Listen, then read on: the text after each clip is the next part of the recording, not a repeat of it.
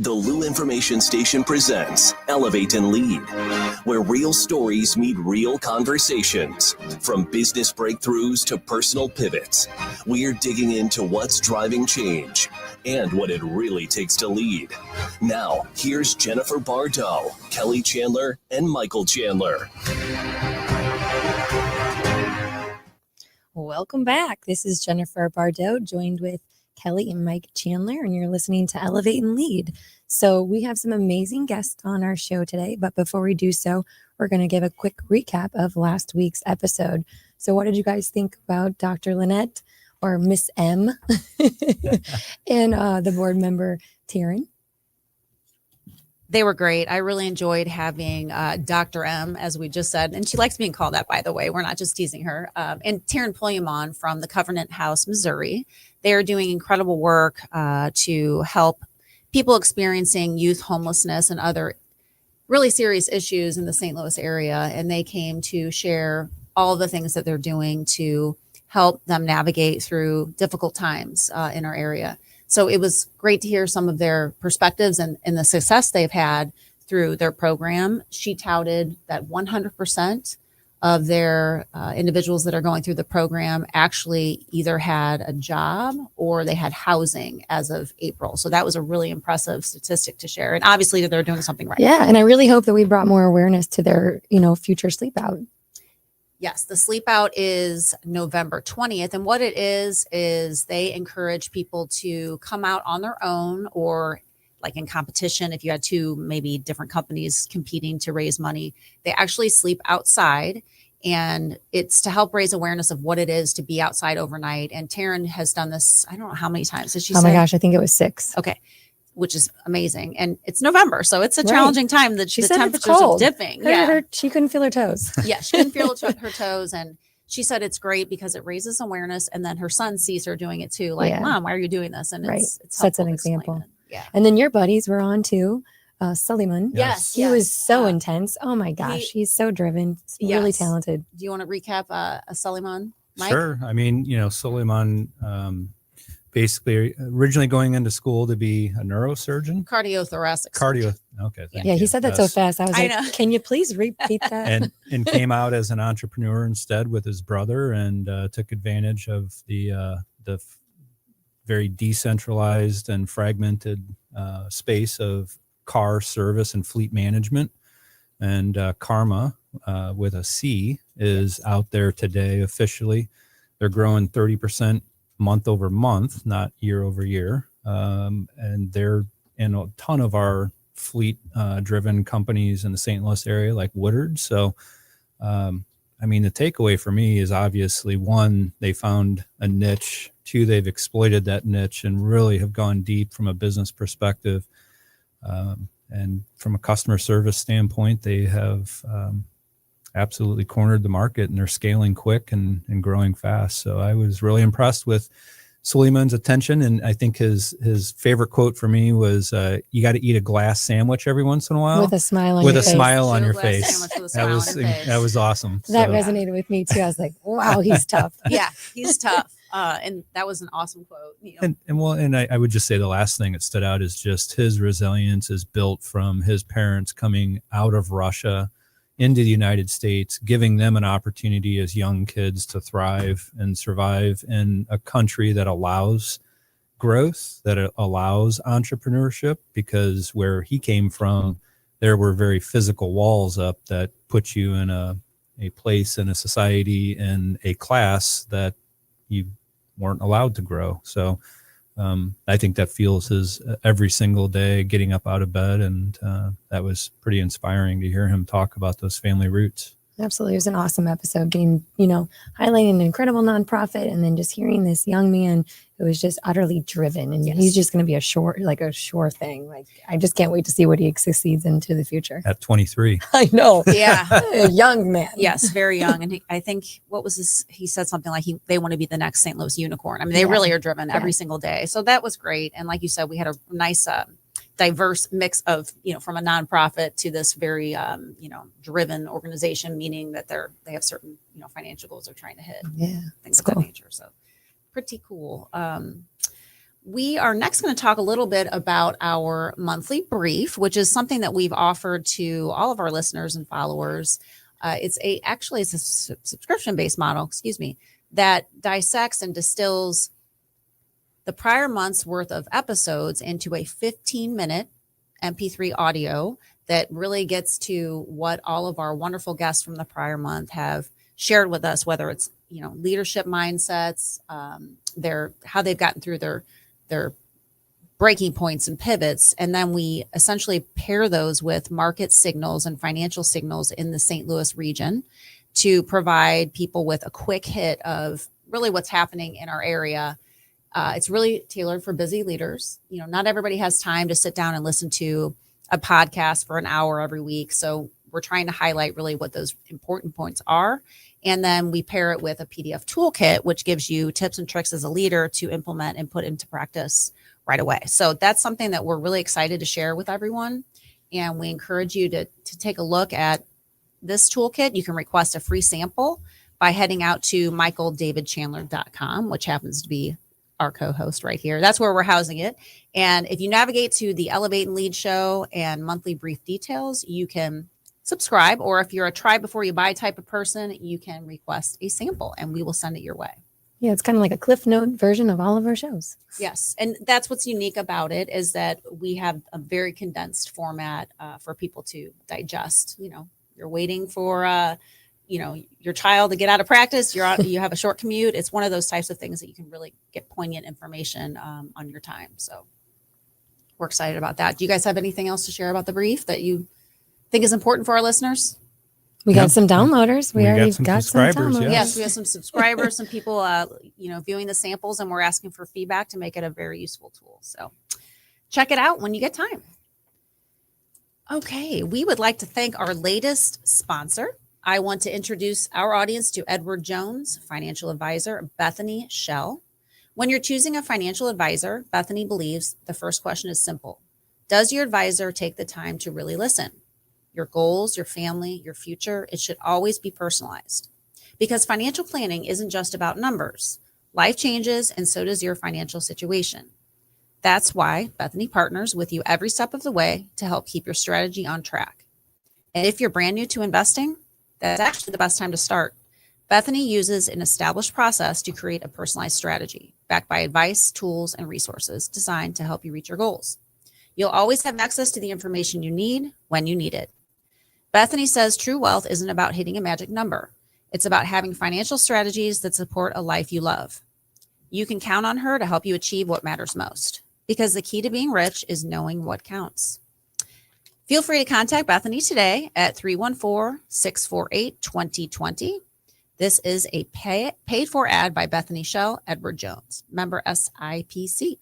And Bethany is a grit member, and I'm super excited that we get to showcase her. She's a phenomenal leader in our community, and I would trust her with my finances as well. That's wonderful. Yeah, and she'll be on the show in December. Yes. So look forward to having you here, Bethany. And we found out over the weekend at a trivia night that you are neighbors with one of our hockey dads. Yes. He was actually volunteering at the bar, and he's like, hey, I hear you know Bethany Shell. So How that was funny is kinda that? cool. I So love hi, it. Bethany, and hello, Curtis. Thank you for pointing that out. Fantastic. Yes. Thank you very much, Bethany and Edward Jones. We're going to move into our next segment, which is Ask and Elevate. So just to remind those that are either new to the show or those that want to know more, you can submit questions to us and we will do our very best to answer them. Keep the questions appropriate and tied to business or outcomes.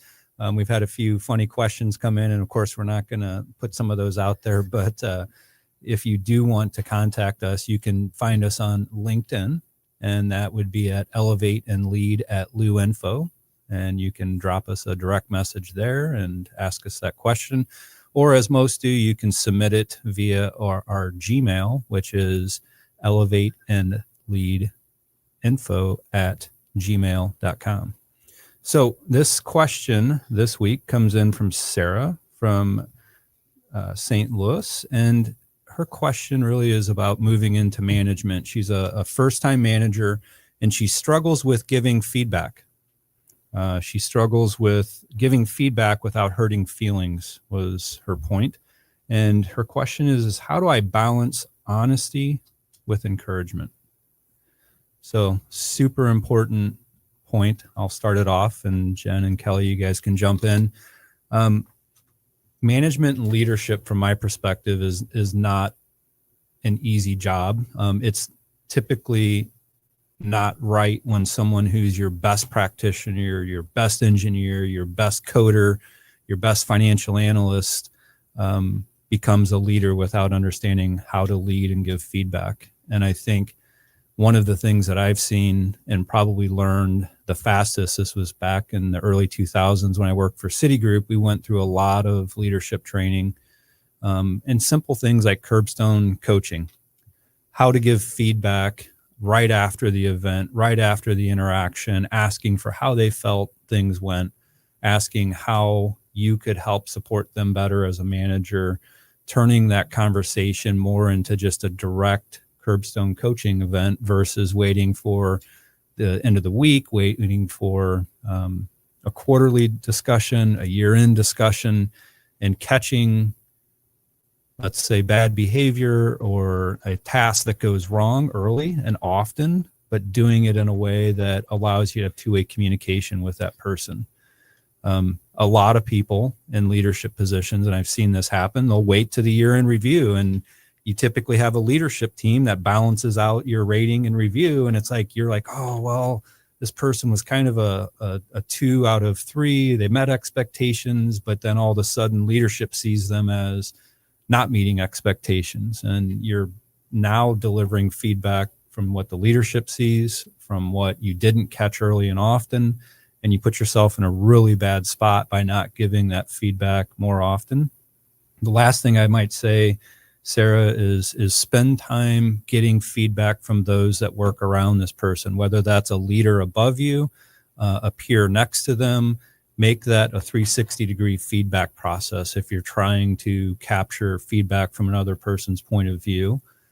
And at the end of the day, if you're not direct, if you're not intentional, and you don't do it in a real-time manner, you're just setting yourself up for failure as a leader yourself. So you've got to get over that potential issue of providing constructive feedback or real-time feedback. So Jen, Kelly? I mean, I think transparency is key, but for me, I would sit there and think like, remember when Chad Lynch talked about the SWOT analysis? I would actually make these employees sit down and do kind of a self-reflection, do their own personal SWOT analysis and kind of understand like, hey, how are they perceiving themselves? And then where are the gaps? Like, how can I actually put that mirror in front of them and actually show them what they're doing right and what they're doing wrong?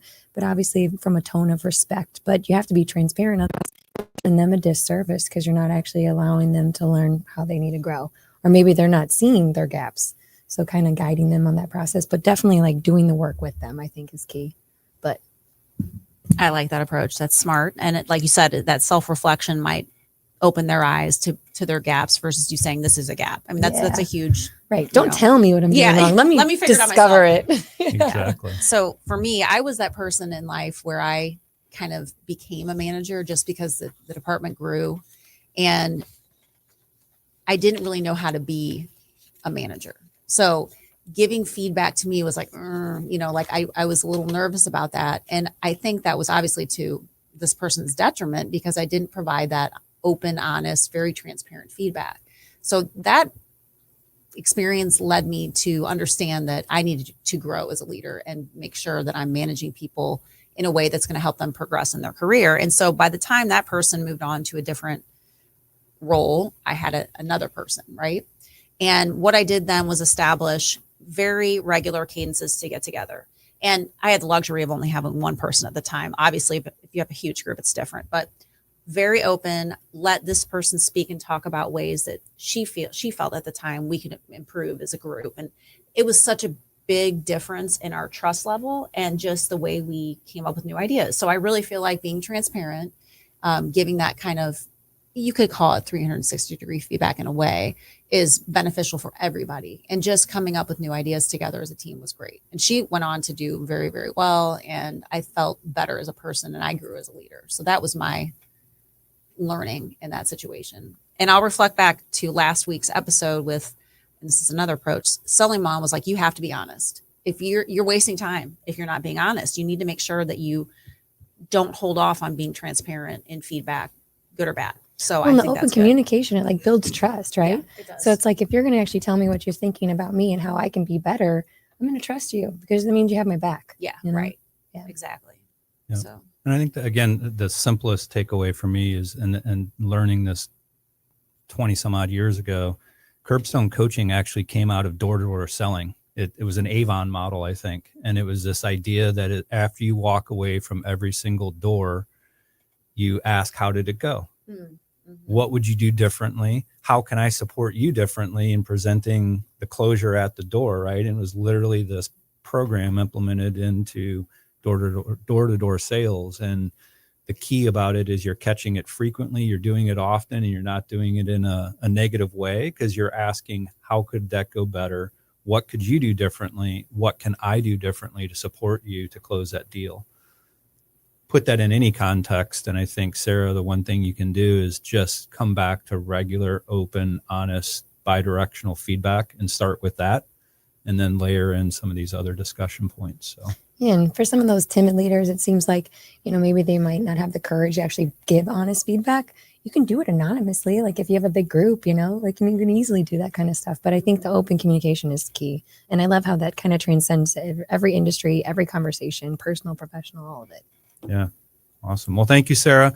And thanks to everyone who comes back with a question. We'll do our best to answer them, as we do here on Ask and Elevate. And we're going to actually turn it over to Jen and open up our guest introductions. All right. Are we excited? I am.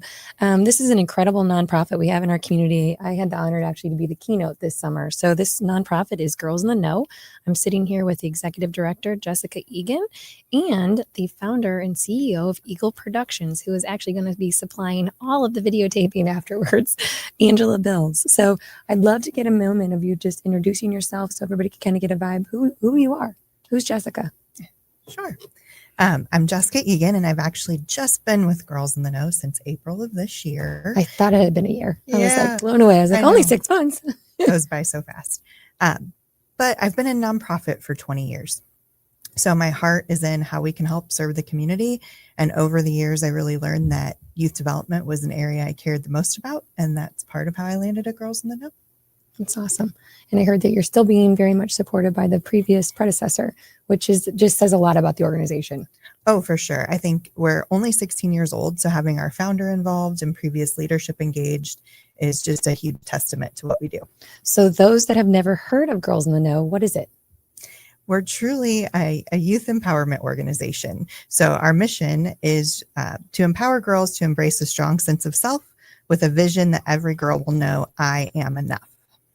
And what does that age range of that girl look like? We really target working with 9 to 13-year-old girls. We feel that preteen age is important to try to give girls the tools to carry themselves through that next phase of development, whether that be high school or even further into life.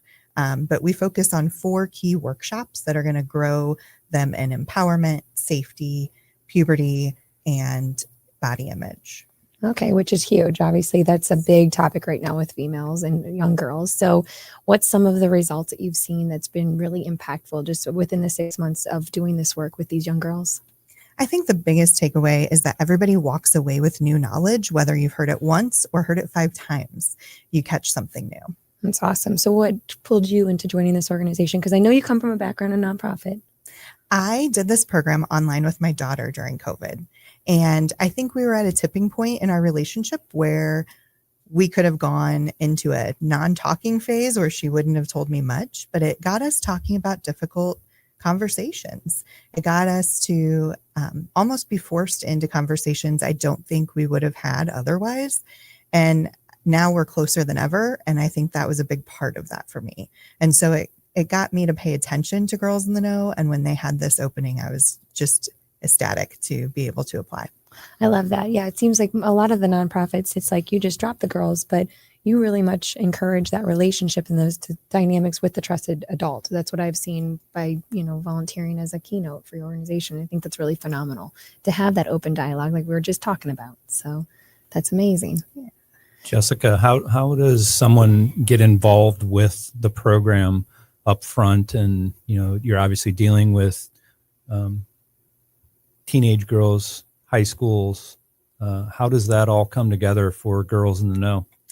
So we were really founded in a space where our founder, Lori, was looking for resources for her daughters. And that really grew into her having her own program, like in her own home. And that's really the cornerstone of what our workshop series is now. If you're a mom with girls in this age and you want this program to exist in your school, we are still kind of grassroots like that. So it might be a mom who's part of a PTO, who talks to other moms or other trusted adults at that school, because it's not just moms. Sometimes it's a step parent or an aunt or an uncle or a grandparent that's involved. And we want to make sure that everybody knows the doors are open for that. But it's really that one person kind of driving that relationship within that school, and doing an after school or evening program. Sometimes it could be 2 workshops on a Saturday and with the following Saturday, but it's typically a 4-week, 1 hour to hour and a half long program.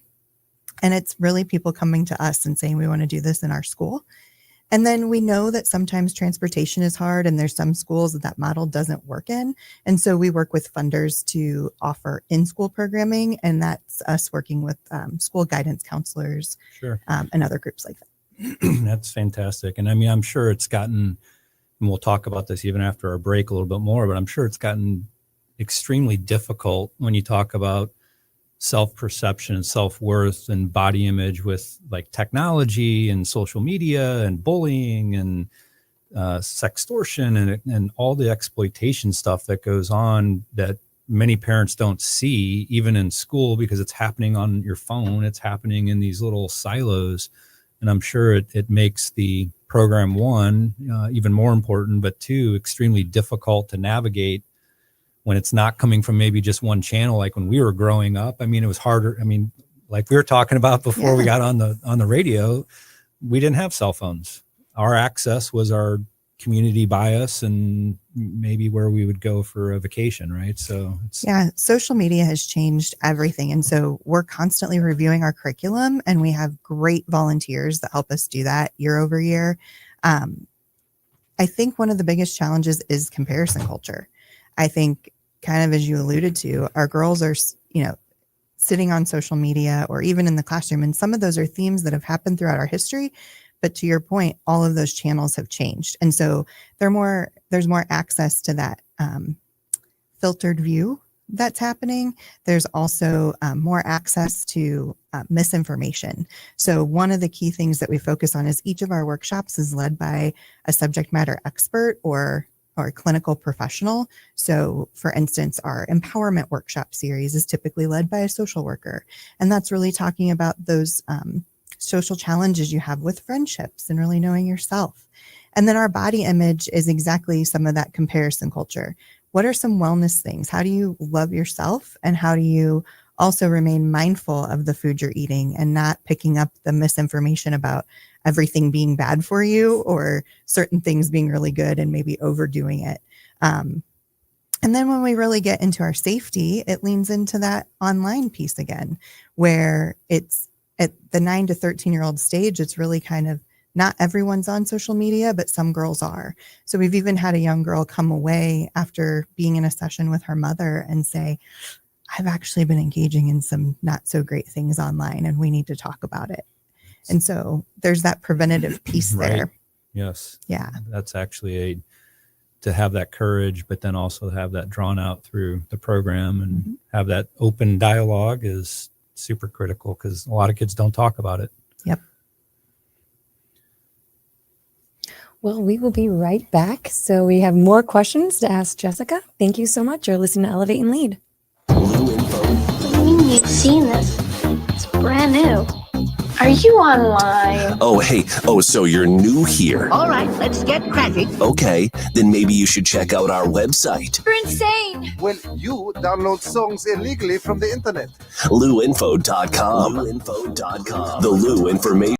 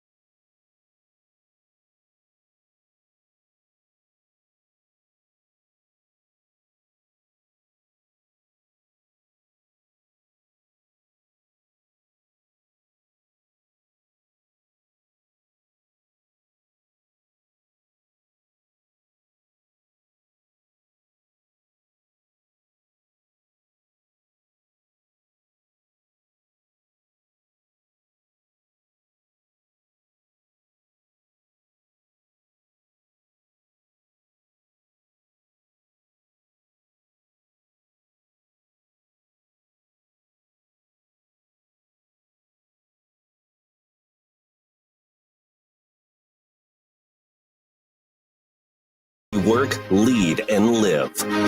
Back to more of Elevate and Lead with Jennifer Bardot, Kelly Chandler, and Michael Chandler on the Lou Information Station, streaming 24/7 at louinfo.com. Welcome back, everyone. This is Elevate and Lead with Kelly Chandler, Mike Chandler, and Jennifer Bardot. Yeah, I got that right. Sorry. Almost. I almost sounded French for a minute.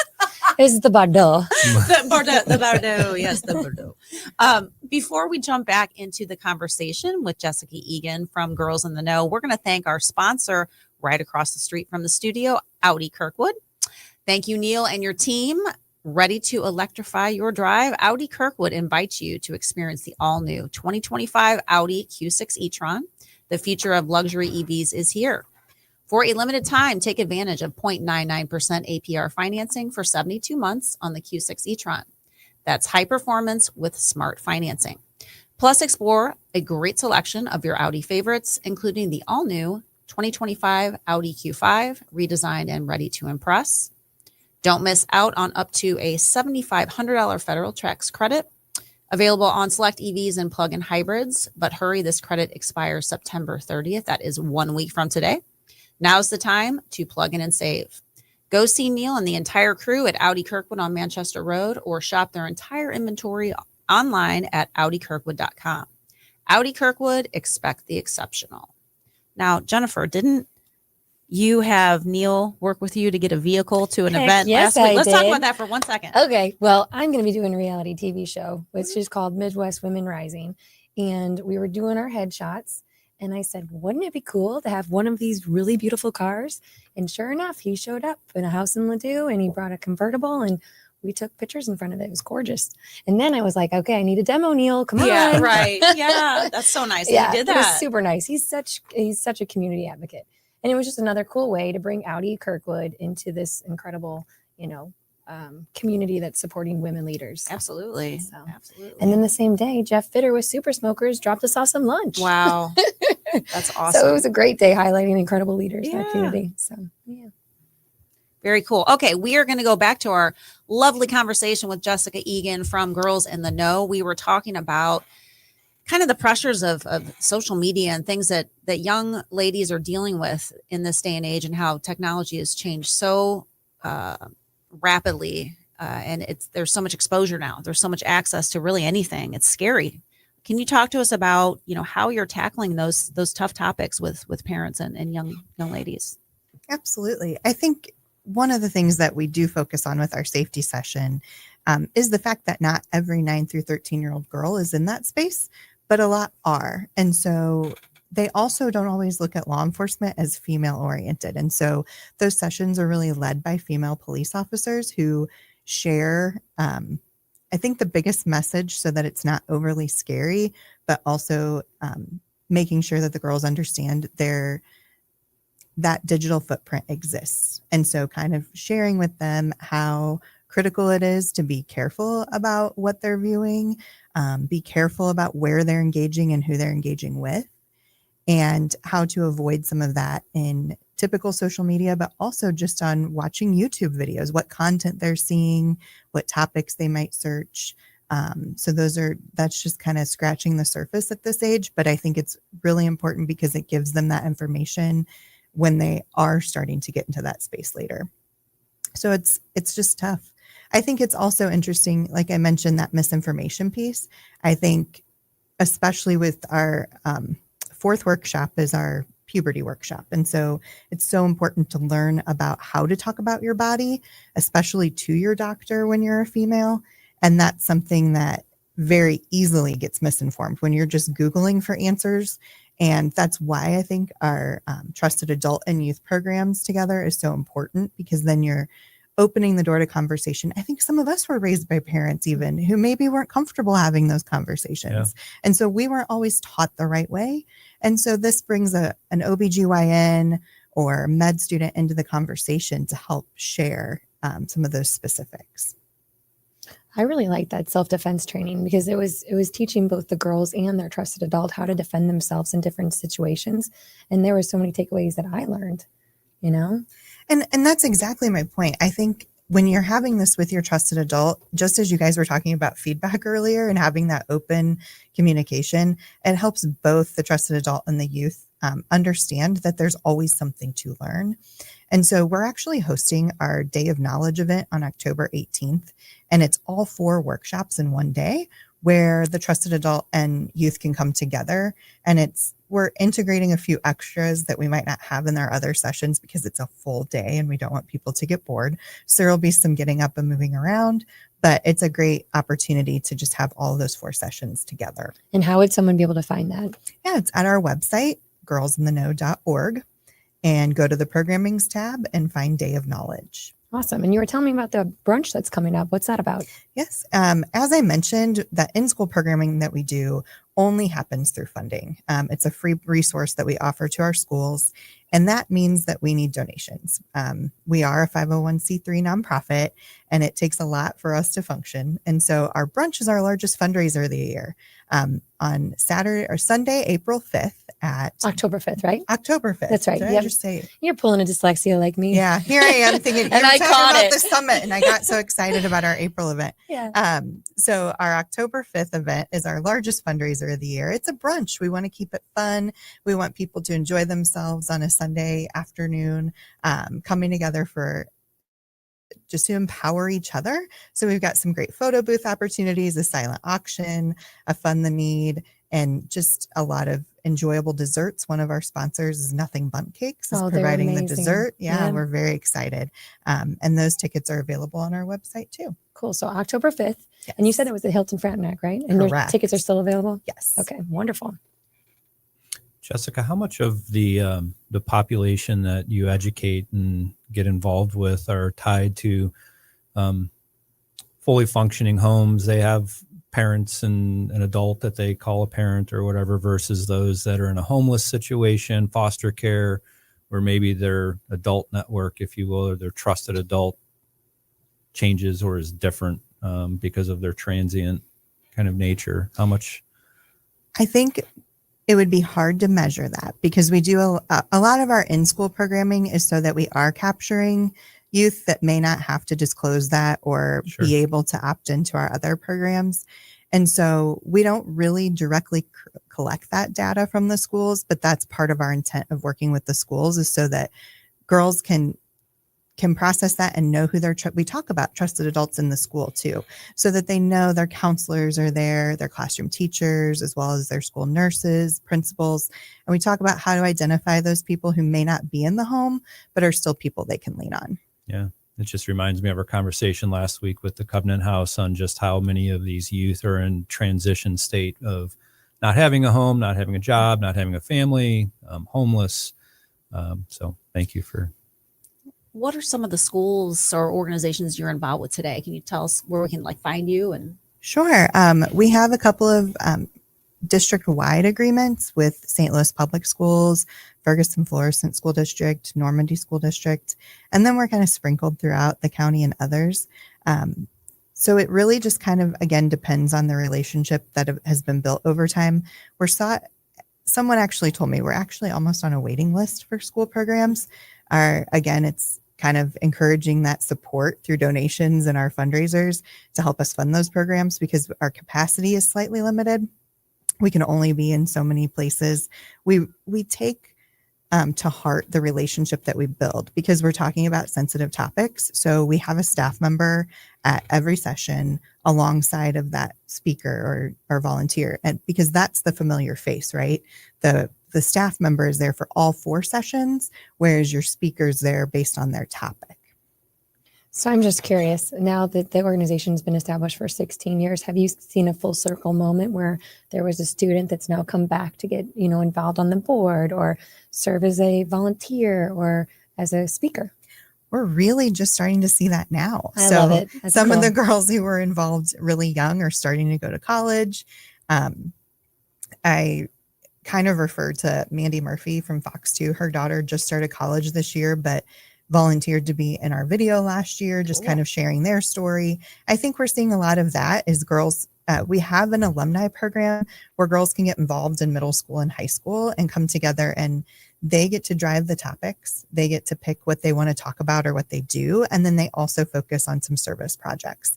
And so that's been a great tool to kind of continue to keep them engaged because they want to stay involved and be helpful. But I think, are yet to see them at 16 years later really be in that adult mode to come back and work with us. That's awesome. And I just really want to give a shout out to Lori Lander for being this incredible visionary. And she's a part of Grit. And for her to start something like this because she saw a need with her girls, and now to see the evolution of what it's been able to establish is awesome. Oh, 100%. I think that's what drew me in. Yeah. Is I am such an advocate that, I've worked on the funding side of nonprofit before, and I deeply value most of the work being done by so many of our nonprofits. But I think very often people start them without looking at the landscape. And Lori really did her due diligence to say, this is a gap in our community. And this is something I know that I'm passionate about and I want to help girls with. And she is a force, because to start a nonprofit and to see it continuously thrive, it's phenomenal. So cool. Yeah. And here we are, Sweet 16. Yes. Congratulations. And Jessica, so maybe back to, we touched on technology and social media being a big challenge that's facing or changing the landscape. What else are you seeing in terms of challenges and barriers in our youth population today that you're dealing with outside of tech and social? Maybe that's probably the biggest one, but what else? I think it's those things that we know have existed over time for every generation. They just look differently for this one. It's the peer pressure. It just might be different. It might not be a group of kids at the back of the school or under the bleachers, but it's happening on socials. It's happening on, like, even just as simple as games. I was in a session recently where when the safety speaker kind of asked, has everybody here played Roblox? And a bunch of them raised their hands. Has anybody been kicked off of Roblox? Every single one of them raised their hand. And I think that to me was an aha moment, because I know I have 3 girls at home, and I know Roblox has been something that they've played on. Yep. And it didn't even cross my mind to ask them, is this something you've ever been kicked off of before? But I think you just see this virtual, then, like, social pressure happening, because all of them said it was the picking on one of the other players that led to them being kicked out of it temporarily. You just don't think about having that digital presence in that way at that age. And I think that was an aha moment. And I even had another volunteer sitting next to me who was like, I didn't even know Roblox existed. Yeah. Well, and that's interesting because it takes it from the field of being harassed or bullied on the soccer field or baseball field or whatever to being in a virtual environment. One, you may not even know who that is that's harassing you. 2, it can become threatening and exploitation in nature. I mean, it can be a much different scenario when someone's hiding behind a screen versus being face to face on an open field where it might happen at school or, in something like that. Interesting. It is. Our boys have played that over the years, and you do hear somebody, oh, he's kicked off for a while. And I never really thought I've of it. never heard that. I've heard it. I did too. I've never heard of it or really thought about it beyond, Yeah. okay, it's like a timeout, but you don't really go deeper and figure out why is this person being profane? What are the, deep-seated issues going on there? And there are a lot of things coming out about those gaming environments. It's very questionable. And like you said, it could be someone, it's an imposter. It's someone posing as someone else. And that's the scary side of things as well. I don't know. I just think kids, it's like, come on, can you just have a little class and be a little bit more respectful? Because you're on candid camera in every corner, and then they're recording you when you're on Roadblock. So yeah, it's frightening, because no matter what you say, it could be twisted or turned differently. So that's wild that you get to have those conversations and really help coach these kids to do better. Exactly. And I think another thing that keeps coming up as a theme is that confidence piece. And that's why I say, I think a lot of this transcends this generation, but where they're at with it now is part of the challenge. And that's why our pledge is, I am enough. Mm-hmm. We want every girl to walk away feeling that. Yeah, the peer pressure is huge. The comparison culture, that's all you see all day long, like the outfits, the hair, this, especially for girls. You have to be strong, but you have to be feminine, or you have to, there's just the Barbie. so many, there's so many mixed messages out there. Yeah. for women and young girls, that it has to be more challenging than ever. And I think the statistics really are 1 in 3 girls experiences depression in adolescence. And I think that's part of why we target 9 to 13-year-olds, is trying to empower them with the knowledge and belief in themselves before it gets too heavy, before they're in that phase where most girls are experiencing that.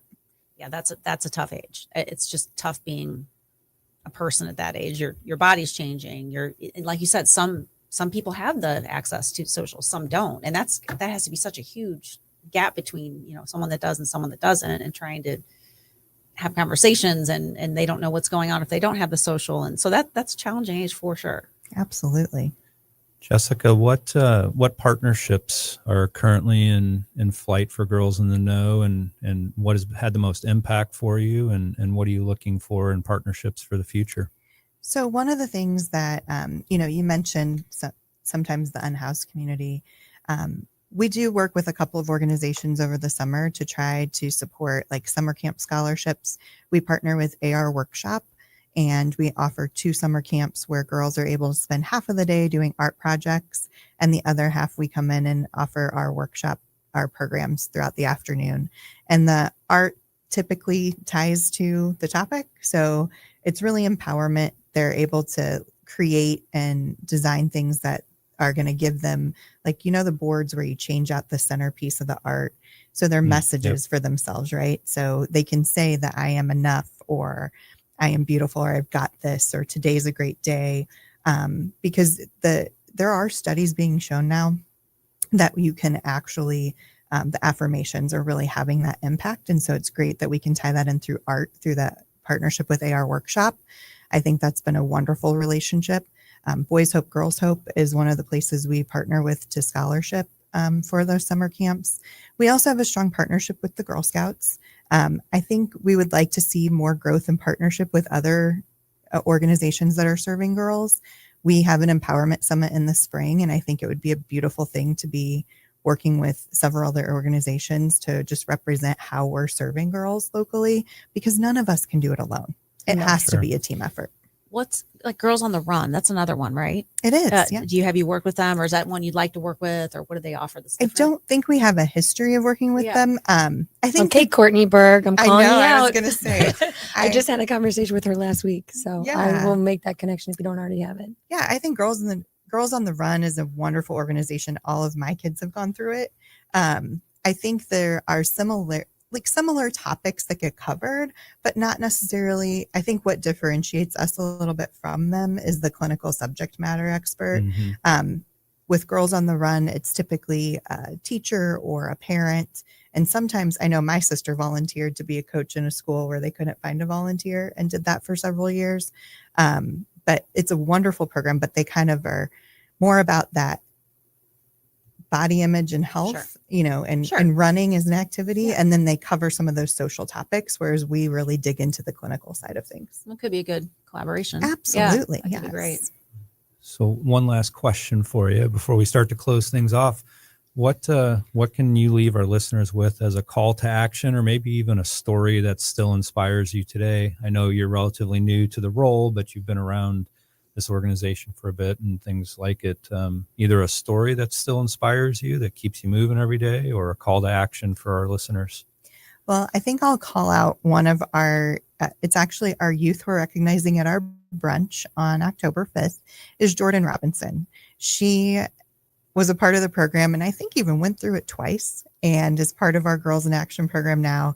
And she loves to say that Girls in the Know is talking about the stuff that's real in our lives. And I think, like you mentioned, you hear this, but you don't really talk about it, or, you kind of know the surface level, and we just take it that next level deeper. And I appreciate that that's her sentiment on it. I think for what I've observed so far is that girls like Jordan are what are going to help us lead the next generation of girls. They're the ones who are going to empower the girls younger than them, because they've got the tools to do it. And so I would just encourage anyone in the audience to either look on our website, get to know us, come to our brunch. If you know a girl between the ages of 9 and 13, encourage them to come to our Day of Knowledge. unable to do that, look into how to get programming in their school or in their community. That's awesome. Awesome. Yeah. Thank you so much, Jessica, for being here. And again, Angela Billings, I know you didn't get to talk, but thank you so much for, recording this so we can get the word out and with the great work that you guys are doing in this organization. So I'm going to try to get my nieces involved. So 3 boys, but I do have some nieces. But anyway, thank you so much. It's been amazing to learn more about your organization on a deeper level. And I hope it really brings more advocacy and visibility to what you're doing. Next week, we actually have David Singer, who we served on the board for Enterprise Bank and Trust together. So that's how I initially met David.